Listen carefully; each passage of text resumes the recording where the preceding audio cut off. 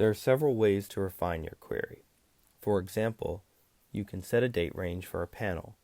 To search for patients with a record of diabetes mellitus or family history of diabetes since 2022, you would enter from January 1st, 2022 and leave the to date blank.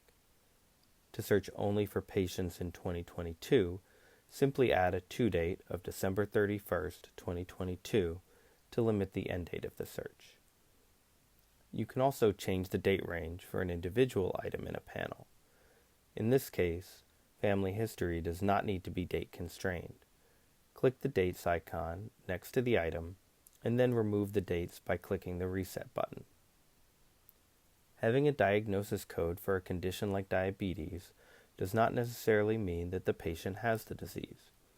For example, a patient might have only been tested for the disease and the code is just used for billing purposes.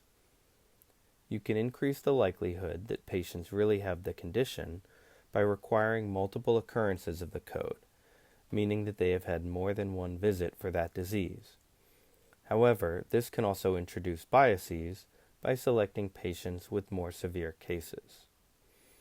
Adding lab tests, where you can limit results to a specific value range, can also help strengthen your query. When adding a concept to your query that has an associated value, such as a lab test, a pop-up window will appear that allows you to specify a value range.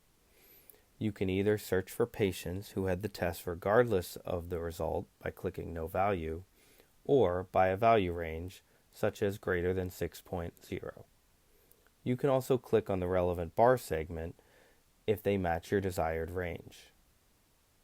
Note that for some lab tests, rather than specifying a numeric range, you'll be given a list of values to select, such as a positive or negative test result.